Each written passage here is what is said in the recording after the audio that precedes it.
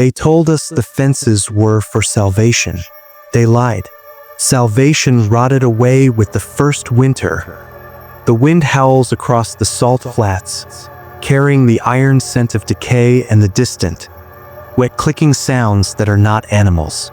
Before you, under a bruised twilight sky, stretches Camp Mercury, a grid of rusted shipping containers modified into human kennels, their doors welded shut from the outside after curfew. Barbed wire glints like broken teeth under emergency floodlights. This was born not from a screenwriter's nightmare, but from the blueprints of our own forgotten panic, the quarantine compounds of Australia's Northern Territory, China's metal isolation boxes in Xi'an, places where hope curdled into something malignant. They called it containment. They were building a tomb. Children's laughter used to dance here. Now, only the scrape of ration tins and the whispers of those counting infected veins. Meet Alara Vance. Her hands, raw from scrubbing phantom contaminants, once strummed a guitar at university bars.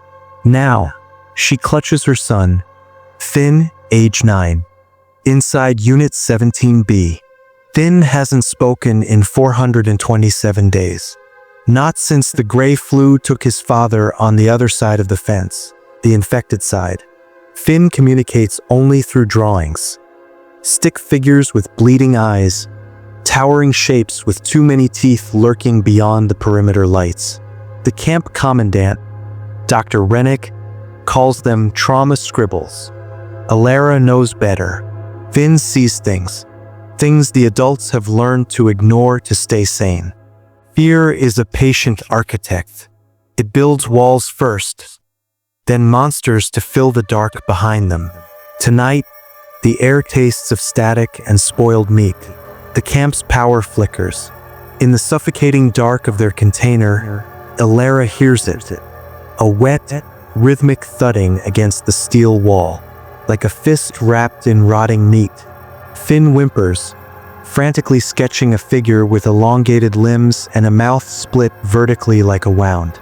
Outside, the floodlights surge back on, illuminating the thing pressed against the wire. The Watcher. Once human, perhaps, now a towering, emaciated horror. Its skin gray as fungus, joints bending backwards as it crawls. Its eyes are milk-white orbs, but its head twitches towards Unit 17B, towards Finn. It doesn't rage. It studies. This is no mindless beast. It learns. The true horror wasn't the virus outside. It was the cure festering within us. Dr. Rennick arrives with guards. His smile is a scalpel cut. Phase 2 purification begins tonight. He announces, voice crackling over the PA. Mandatory boosters. For your safety. Alara remembers the last booster. Needles drawing deep vials of blood. Rennick's eyes gleaming with a fervor that wasn't medical. Finn screams silently, clawing at his arm where a small, scar-like symbol glows faintly under his skin. A mark from a prior inoculation. Rennick sees it. His smile widens. Special dose for the special boy, he murmurs. Alara realizes. Rennick isn't fighting the gray flu. He's weaponizing it. The camp isn't a refuge. It's a laboratory. The infected outside? Failed experiments. Finn is something newer. Monsters don't hide in shadows. They wear lab coats and promise tomorrows that never come. Betrayal coils like a serpent. Marta, Alara's only friend, smuggles her a keycard stolen from a dead guard. The East Gate midnight. Run. But Marta's eyes dart nervously. Is it pity, or is she Rennick's Judas goat? The keycard burns in Alara's palm. Outside, the Watcher echoes Finn's whimpers with a low, gurgling croon. He's trying to communicate. Finn grabs his mother's hand, his terrified sketch finally complete. A figure in a white coat, Rennick, injecting a child, Finn, while Watchers kneel, like subjects before a king. Every heartbeat was a drum counting down to the moment the cage became a hunting ground. Midnight. The east gate's emergency light bleeds crimson onto the salt. Elara pushes Finn towards the gap Marta promised. A figure steps from the gloom, not Marta. Rennick.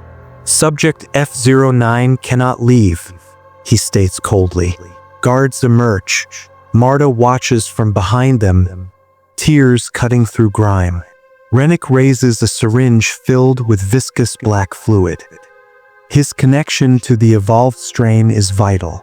His fear feeds them, makes them pliable. The truth detonates. Finn isn't immune. He's a broadcast tower. His terror resonates with the infected, guiding them, calming them, or driving them into frenzied loyalty. Rennick needs Finn's fear to control his grotesque army. The boosters, amplifiers. We thought the virus made monsters. We were wrong. It only revealed the monsters we already were. Rennick lunges. Elara shoves Finn behind her. The syringe plunges towards her neck and shatters. A gnarled, gray hand closes around Rennick's wrist. The Watcher, its vertical maw drips saliva onto Rennick's pristine coat. More figures emerge from the darkness outside the wire. Slow lows crawling like insects, alphas moving with predatory grace. They ignore Elara and Finn. Their milky eyes are fixed on Rennick. Finn whimpers, clutching his head. A psychic shriek of pure, amplified terror. The infected surge forward, not as mindless beasts, but as a jury of the damned. Rennick screams as they pull him, piece by shrieking piece, through the gap in the fence he created. The camp's alarms wail a funeral dirge. The fences never kept the monsters out.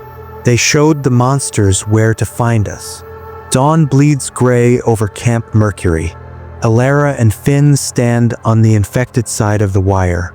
The Watcher crouches near Finn, its head tilted like a curious dog. Finn reaches out a trembling hand. The creature doesn't attack. It nuzzles his palm, a low rumble vibrating its chest, a sound almost like purring. Finn looks at his mother, and for the first time in 428 days, he speaks. A single, dust-dry word, safe. The alphas watch them, silent sentinels. Elara understands the final, gutting twist. The virus didn't create monsters. It revealed them. Rennick's cruelty was the true pathogen. The infected, they weren't the enemy. They were the betrayed, the discarded, the mutated remnants of Rennick's ambition. And Finn is their bridge, their hope. The camp's lights sputter and die behind them. Ahead lies only the vast, gray unknown, ruled by the creatures humanity created and the child who can speak to them. The real horror wasn't the apocalypse outside. It was discovering you were the monster all along. So tell me, when the fences finally fall, which side will you be standing on?